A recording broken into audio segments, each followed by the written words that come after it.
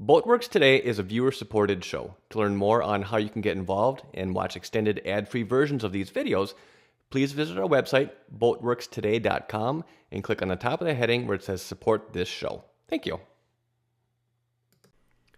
Good morning, everybody. I hope you're all doing well. My name is Andy with Boatworks Today, and let's get started. Now, I don't know what you guys think, but for me, this teak decking project has been dragging on for way too long. So I think today we're going to wrap this project up so we can move on to other things. So after shipping the templates off to Teak Decking Systems and getting the new deck back, which is what you see here, there were two large pieces in the panel that needed to get lifted up on this deck, and they were a little unwieldy. 40-some feet long, a little over 300 pounds a piece, and just very awkward. So after a few different attempts, we finally figured out the best way to get this done, which was by hooking up a pulley system up to the track of the garage door, and then from there we could lift it up, slide it over, and boom, done. Well, truth be told, it wasn't actually that simple, but at least that's the story and I'm sticking to it. With the main panel set where it needs to live, now I can start laying out the trim. Now in total there was a lot of trim on this because there's trim that goes around the outside or the exterior of the deck, which you see here, as well as along the inside or inboard side of this deck, which goes along the side of the cabin. In total there was over 50 pieces of trim, and some big, some small. Not difficult, just tedious. This particular piece of trim is actually one of the many that runs alongside of the cabin. Now the cabin itself comes up from the deck at an angle, and I believe I have this set at roughly, I don't know, about a 15-degree angle, give or take. And then after I had a good tight fit along the side of the cabin, then I was able to come in and scribe the opposite side of this trim piece so that I was able to maintain an equal space between that trim and the main deck. I'll drop in a picture here so you can better see what I'm talking about.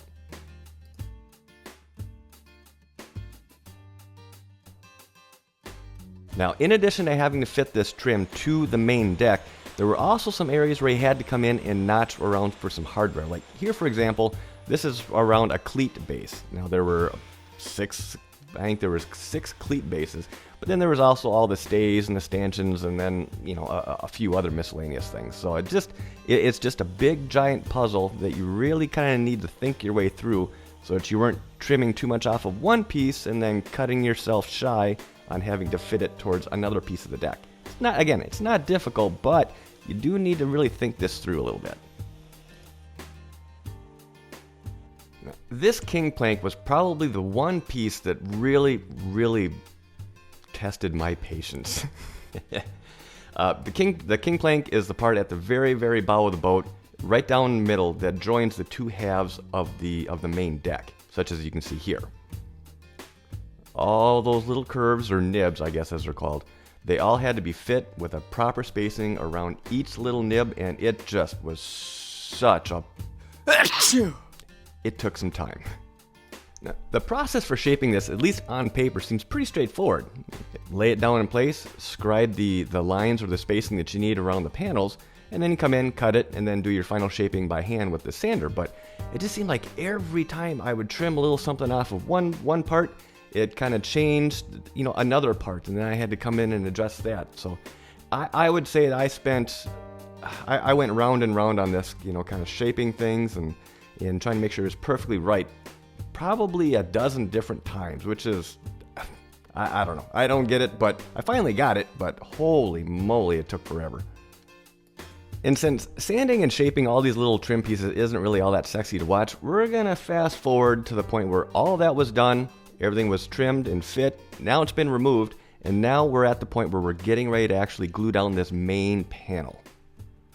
Now, throughout this process, there's one thing that I want to point out as far as how this deck was temporarily secured so it wasn't shifting around on me as I was fitting all these pieces.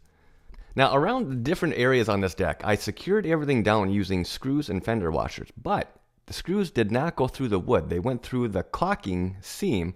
So then after everything was all said and done, I was able to back these screws out and then fill those holes back in using a syringe that's filled with the seaming compound or the black caulking that you see running between these planks. After these old screw holes are filled and sanded, you will never ever even know that they were there. And as an added bonus, these screws also help with realigning the deck into the exact same position when we were at the point where all the epoxy was down and we were actually mounting this deck permanently. So using this little hack just worked out so slick for getting everything lined up where it needed to be. So now with everything ready to go, we lifted the deck back up on top of this cabin top. One last final sanding with some 40 grit. Now it's time to mix up some goo, or some epoxy. And for this, it's not a standard epoxy that I'm using. It's what's called a mastic epoxy, meaning that after it's cured, it's still a little flexible, so it's going to allow the deck to move and flex with the hull as the boat is under sail. So for doing this, the epoxy that I'm using is manufactured by Teak Decking Systems, and it is their FFE 200, their fitting and bonding epoxy. Pretty easy stuff to work with. After it's all mixed up, it trowels out so nice. It's actually pretty easy to use. For mixing it, I'm going to be using a little paddle on top of a drill just to make sure that everything is just absolutely well incorporated. This stuff gets mixed in at a 1-to-1 ratio, and then basically after all the tan is all whipped in with the red and you no longer see the tan, then it's mixed and ready to go. On the day that we were doing this, I want to say it was about 75 degrees in the shop here, so I was anticipating only having about 30 minutes of working time. It turned out we had plenty of time. I'd say we had closer to an hour. But for troweling this out, we're using a 3/16 inch notched trowel, and it went really, really slick. I think we got between the two of us, we got this side coated in probably 15 minutes, give or take. After getting all of the epoxy spread out and then double checking to make sure that we had all the surface area covered, then it was time to use some extra fancy yoga moves to lift this deck in place, and it just dropped right in.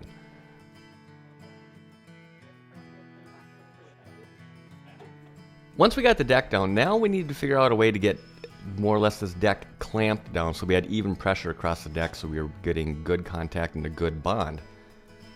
And we started out using what are called like clamping bars. So basically, just using some rough dimensions, this new deck, is roughly 5/8 inch thick. So what we did is we took some 1/2 inch pieces of plywood and used some 5-minute epoxy and epoxied those 1/2 inch chunks of plywood down on either side of the deck.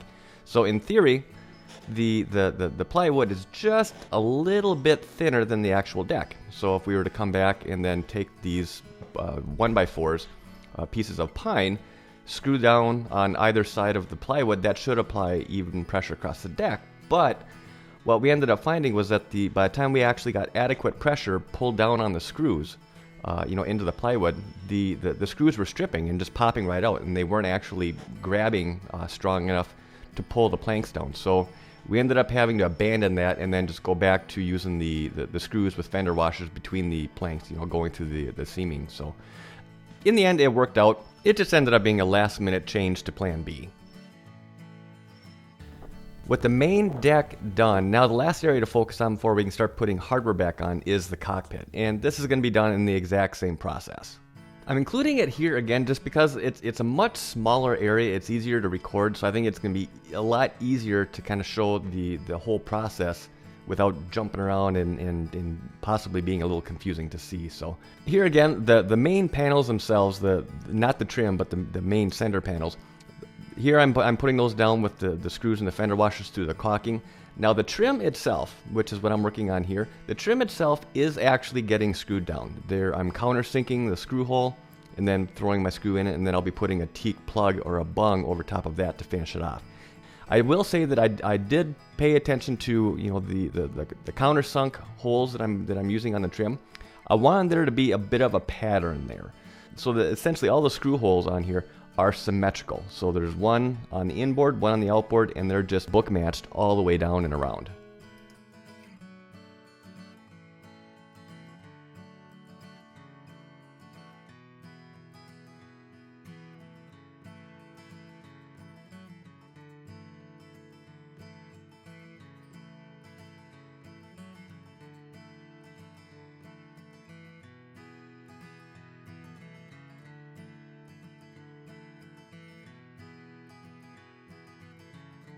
After allowing the fitting epoxy to cure for a couple of days, then I was able to come back in, sand between each of these seams, and then give them a wipe with some acetone. And then I was able to fill these seams with some, seaming compound or some caulking. Now the caulking that I'm using here, again, is made by Teak Decking Systems, but it's called their SIS 440, and this comes in white, black, and gray, I believe.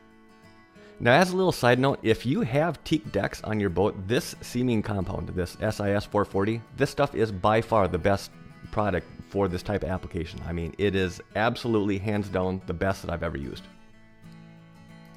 Now, after the seams are filled, then the last thing you gotta do is just come back over with a little putty knife and just strike them off so that you push out if there's any air trapped inside the seams themselves. It forces the air out so that you're actually getting full adhesion of the caulking throughout the full depth of that seam. So it may look a little bit messy, but the stuff sands fantastic, so don't worry about trying to tape it off. It's a waste of time.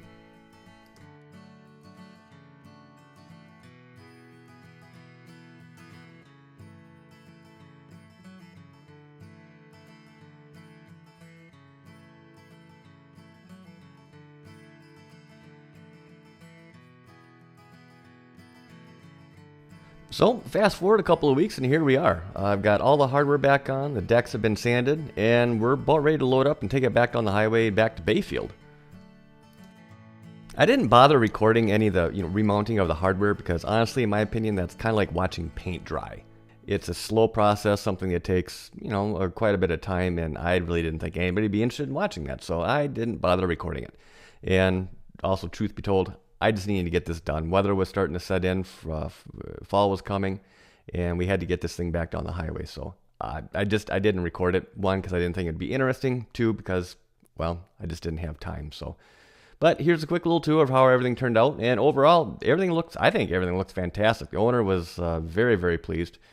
And I got oohs and ahs from the crew at the marina. So I'll take that. I still have a little bit of light sanding to do in the springtime on the deck just to kind of clean up, little touch-up spots that I did the night before, and it wasn't ready to sand today. And honestly, it didn't need to be sanded to take it back down the highway. So we'll let it do its thing over the winter, and then come springtime, give it a little sanding, and then splash it, and well, let the boat be a boat again. So as always, I want to thank you for your time. I hope you enjoyed the video, and if you did, please hit that thumbs up button. And if you're not always subscribed, hit that subscribe button along with that little tiny bell at the bottom. That'll help you get notified whenever I upload new content. If you have any questions about anything that was in this video, please leave those down below in the comments, and I'll get back to you right away. And until next time, thanks for watching. This has been a Boatworks Today production.